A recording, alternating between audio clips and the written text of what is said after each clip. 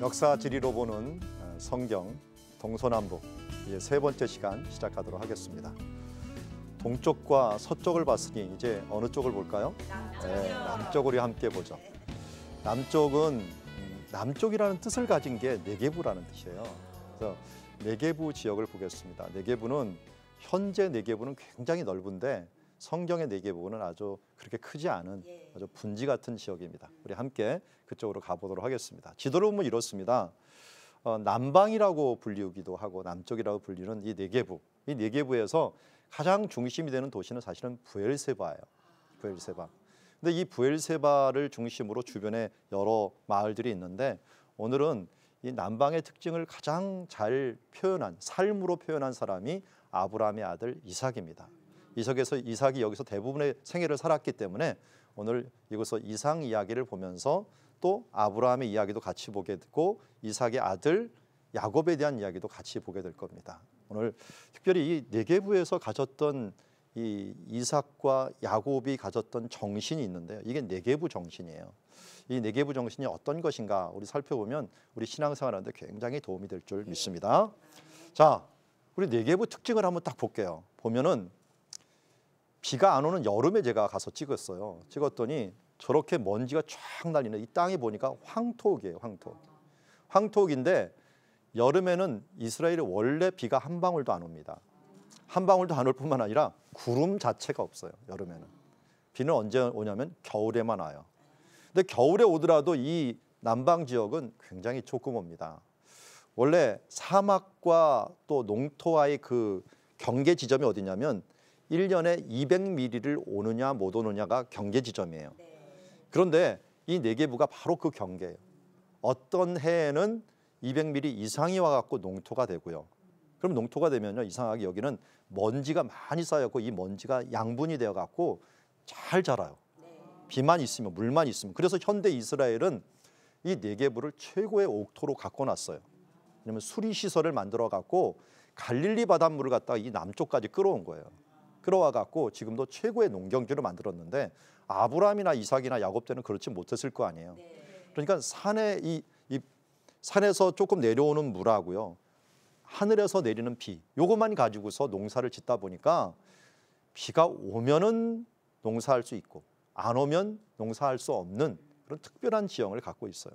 그런데 이 비가 오락가락하는 거예요. 어떤 해에는 200mm 이상 와갖고 농사를 질 수 있고 어떤 때는 200mm 이하를 와갖고 이게 농사를 질 수 없는 이 사막이 돼버리고 오락가락합니다.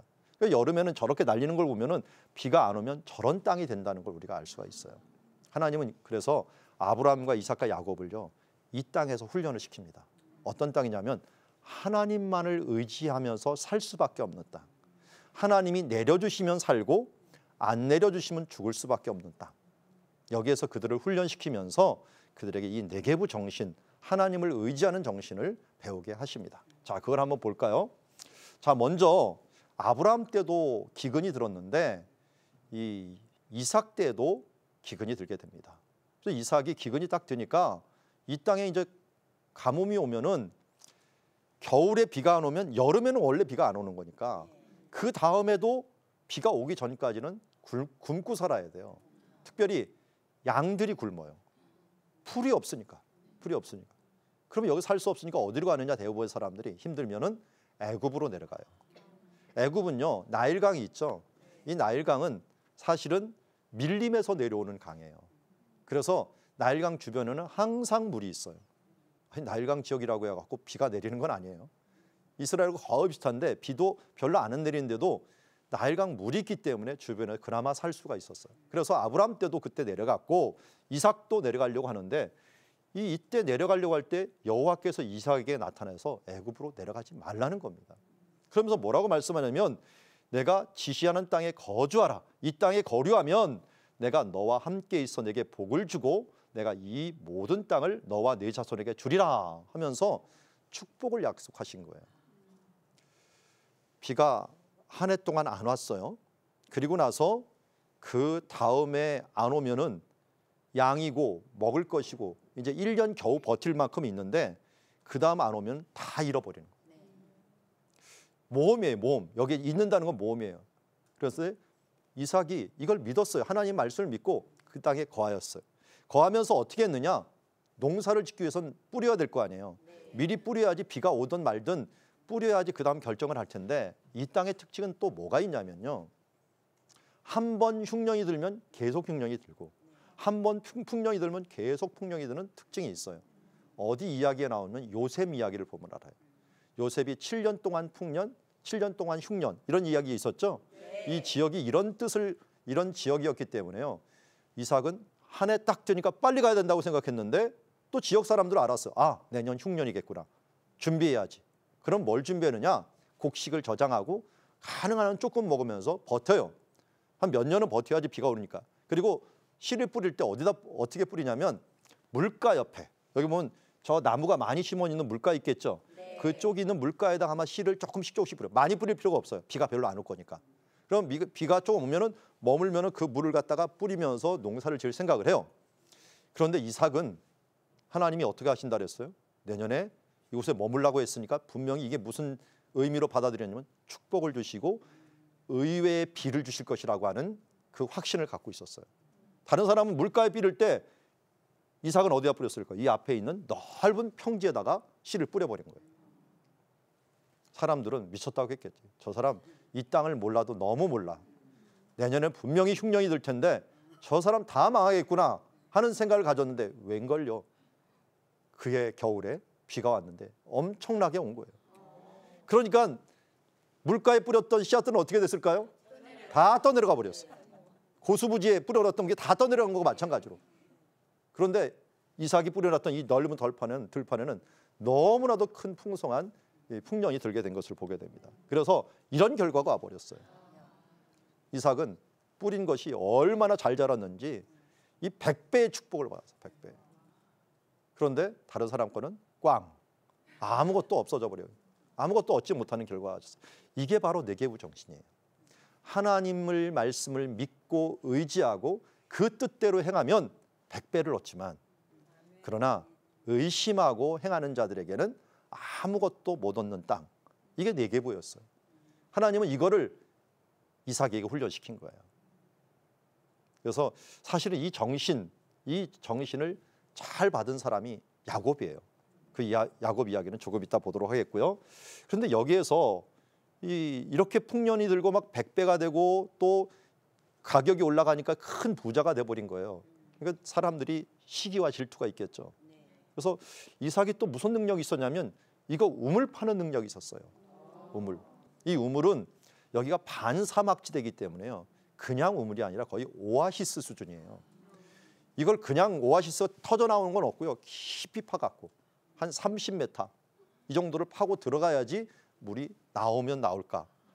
이게 평생에 하나 얻는 것이 큰 영광이었어요. 그런데 이 영광의 일들을 이삭은 가는 곳마다 이상하게 물을 파면은 얻는 거예요. 그런데 자기가 한 게 아니라 사실은 맨 처음에는 아버지가 판 거를 팠어요. 아브라함이 판 곳을 가면서 물을 팠더니 이 사람들이 시기와 질투를 가득했던 블레셋 사람들이 아니 우리 동네 왔더니 하는 이들 잘 돼. 우물도 막 열려. 이거 우리 땅이야 하면서 안 돼 하면서 그것을 뺏어버린 거예요. 여러분 우물 한번 뺐으면 전쟁입니다. 왜냐하면 물이 없는 지역이기 때문에 오아시스를 뺏은 거기 때문에 전쟁을 해야 되는데요. 이 바보 같은 이삭이 그냥 그래 가져 하면서 자꾸만 놔주면서 가는 거예요. 이 아버지가 팠던 거 2개 이상을 또 내주고 자기가 팠던 거 2개 이상을 또 내주고 이번엔 5번째를 팠는데 그것이 르호봇이라는 곳을 팠어요. 그런데 사람들이 그 다음부터 안 뺏어요. 왜 안 뺏었을까요, 여러분? 네? 계속 파니까? 계속 파니까 계속 뺐으면 좋겠는데 왜 안 뺐느냐 봤더니 그 일을 조금 있다가 왜 안 뺏었는지를 블레셋 왕이 와갖고 얘기합니다. 한 가족이 있는데요. 한 나라의 왕이 와갖고 평화 조약을 맺자고 합니다. 그게 브엘세바라는 곳에서 이렇게 평화 조약을 맺기를 원하는데요. 그때 이 블레셋 왕이 말한 그 이야기를 한번 잘 보세요. 여호와께서 너와 함께 계심을 우리가 분명히 보았다라는 겁니다. 한마디로요. 계속 우물을 뺐는데 한 번 뺐어서는 너무 좋아. 2번 빼 좋아. 세 번 빼서 좋아. 근데 찜찜해. 왜냐면 나는 한 번 파기도 힘들고 얻기도 힘든 걸 이 사람은 파는 데마다 물이 나오네. 네 번째 팠는데 조금 찜찜하면서 그래도 뺏어야지 하면서 뺏었는데 다섯 번째까지 나왔대. 도저히 그다음부터는 뺏을 수가 없는 거예요. 왜냐하면 이거 누가 돕는 기분이 드는 거예요. 잘못 건드렸다가는 내가 화를 당할 것 같은 거예요. 하나님이 이 사람을 돕고 있구나. 하나님이 이 사람하고 함께하고 있구나. 이 신이 참 대단하구나 하는 것을 알게 된 거예요. 그래서 블레셋 왕이 와서 한 말이 바로 그거예요. 여호와께서 너와 함께 계심을 우리가 보았다라고 얘기하는 거예요. 그러니까 무력으로 사람들을 굴복시킨 게 아니라요. 하나님이 그 사람과 함께하는 걸 보여줌으로 그 사람들이 아, 이 사람은 대단한 사람이야 하면서 함부로 건드리면 안 돼. 함부로 대하면 안 돼라고 하는 그 마음을 가지게 된 것이에요. 이게 바로 온유한 자가 땅을 차지한다는 법칙이에요. 땅은 사실은 호랑이가 차지하지 않고요. 우리가 그렇게 많이 죽여도 끝까지 살아나는 이 개미가 차지하더라고요. 우리나라 땅에 그렇게 강하였던 호랑이는 다 없어져 버리고 개미는 아무리 약을 쳐도 지금도 호시탐탐 우리 집으로 들어오려고 노리고 있고 어디거든지 땅을 보면은 개미 없는 곳이 없어요. 그리고 보면은 약한 듯하지만 해치지도 않고 약한 듯하지만 온유한 자가 사실은 땅을 차지하고 있어요.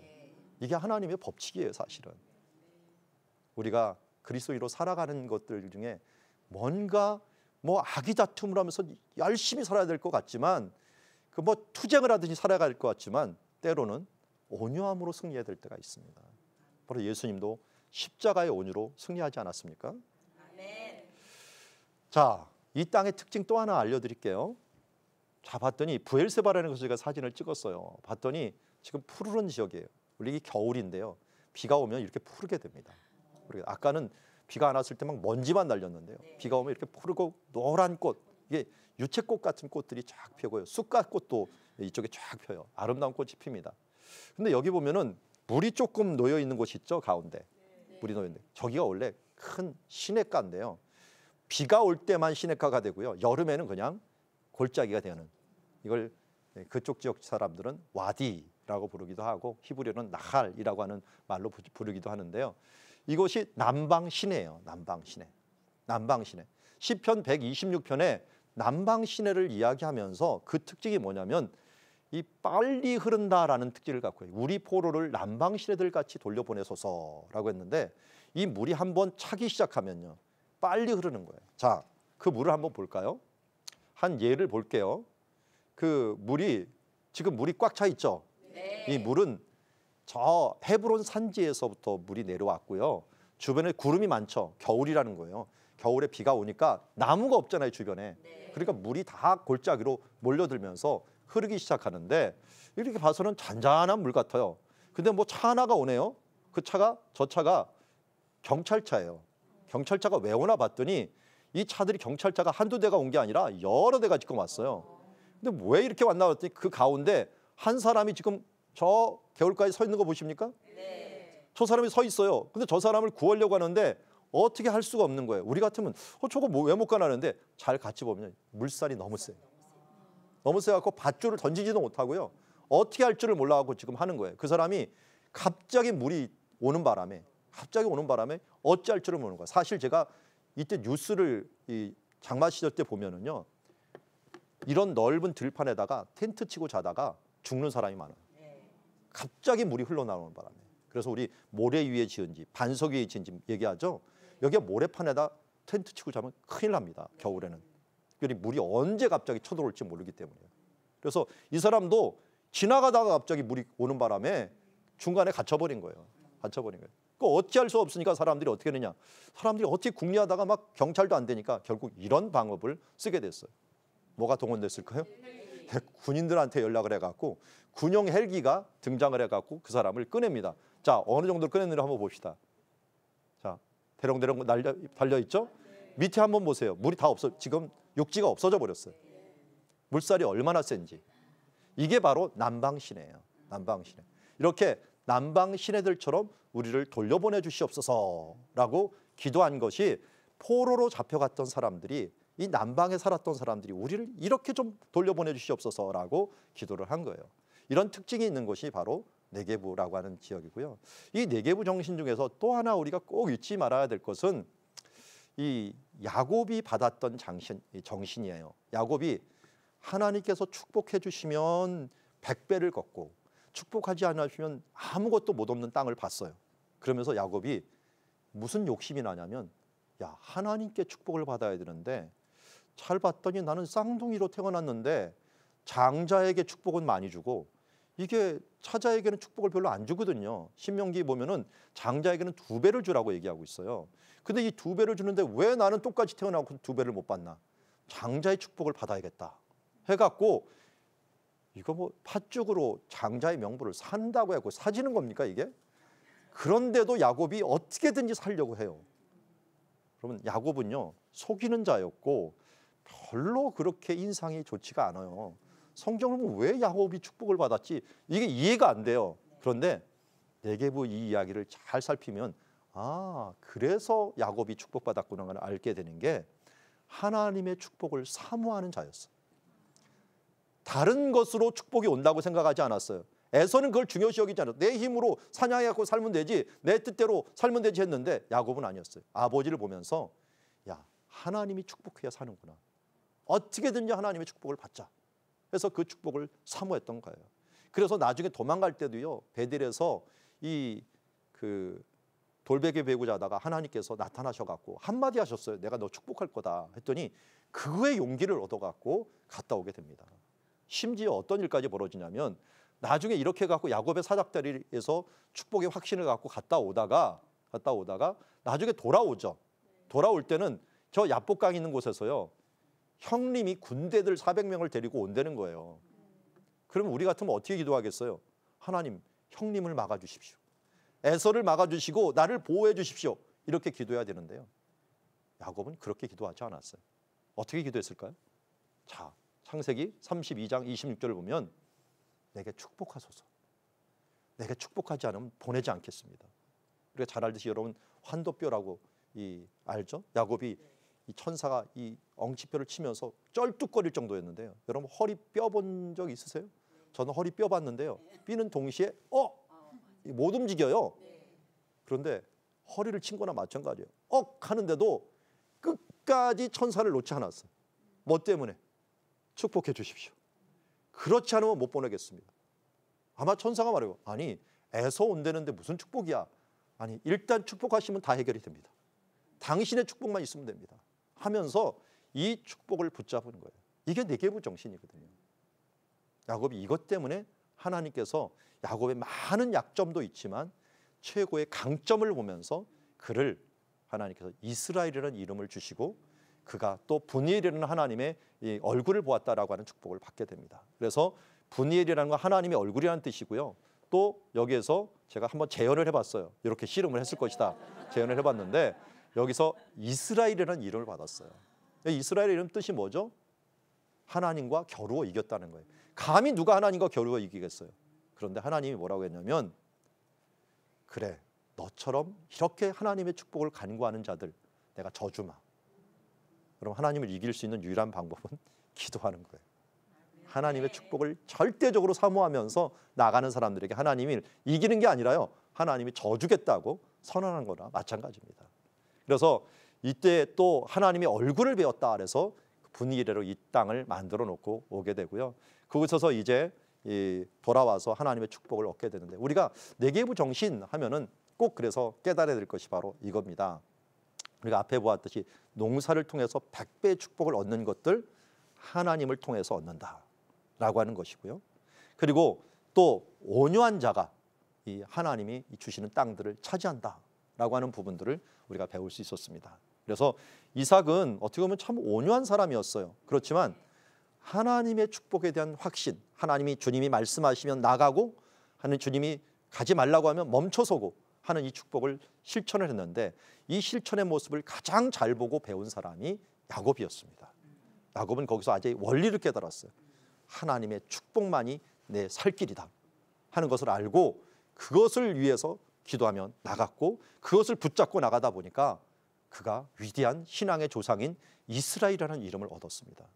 우리가 이스라엘 백성이라고 얻은 이 뜻이 어디서 왔는가를 생각하고 바로 이 네게부 정신을 가지고 하나님 안에서 주님만이 우리의 축복의 근원입니다 하면서 간절하게 기도하면서 살아가는 사람들, 이런 사람들에게 네게부 정신과 네 개의 축복이 있는 줄 믿습니다. 아멘. 자, 그런 이 장소에서 벌어진 이 네게부 지역, 그야말로 왜 하나님께서 아브라함과 이삭과 야곱을 여기서 훈련시켰는가를 알게 됩니다. 그래서 저는 이 땅을 뭐라고 부르냐면 창세기의 땅이라고 불러요. 창세기의 땅. 창세기에 이 족장들이 있었던 이 땅에서 이 놀라운 일들이 이루어진 거예요. 그는 아주 부족한 땅. 그래서 하나님은 자주 우리를 네겝으로 몰아내십니다. 부족하게 만들어버리세요.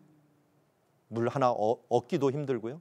때로는 하나님을 의지하지 않으면 살 수 없는 땅, 이 네겝으로 우리를 몰아내갖고 아브라함을 훈련시키듯이 오직 하나님께만 축복의 근원이 있다. 하나님만을 바라봐라. 그러면서 어떻게 해요? 그 어려운 헝그리 정신을 통해서 뭘 얻게 되느냐? 하나님의 축복을 얻고 또 거기서 네겝의 정신을 통해서 이 하나님의 은혜를 체험하면서 100배의 축복을 얻게 하는 줄 믿습니다. 아멘. 그래서 예수님은 우리에게 이렇게 말씀하십니다. 심령이 가난한 자는 복이 있나니 천국이 저희 것이며 의에 줄이고 목마른 자는 복이 있나니 저희가 배부를 것이다. 이 말을 왜 했을까요? 이게 네겝의 정신입니다. 이게 헝그리 정신이에요. 하나님께서 우리에게 풍요로운 걸 주셨다면 아마 우리는 내 마음대로 살았을 거예요. 그런데 하나님께서는 이 네겝처럼 우리를 뭔가 부족하게 반사막지대, 하나님을 의지하지 않으면 살 수 없는 그 시대로 몰아내셔갖고 야곱처럼 오직 주님만을 붙잡도록 만들어버리고 또 이삭처럼 주님만을 의지하면서 온유함으로 세상을 승리하게 만드는 이 일들을 만들어 놓으신 줄 믿습니다. 아멘. 여러분들도 이러한 헝그리 정신, 네겝의 정신, 온유한 정신으로 이 세상을 승리할 수 있는 주의 자녀들이 되기를 주의 이름으로 축원합니다. 아멘. 감사합니다.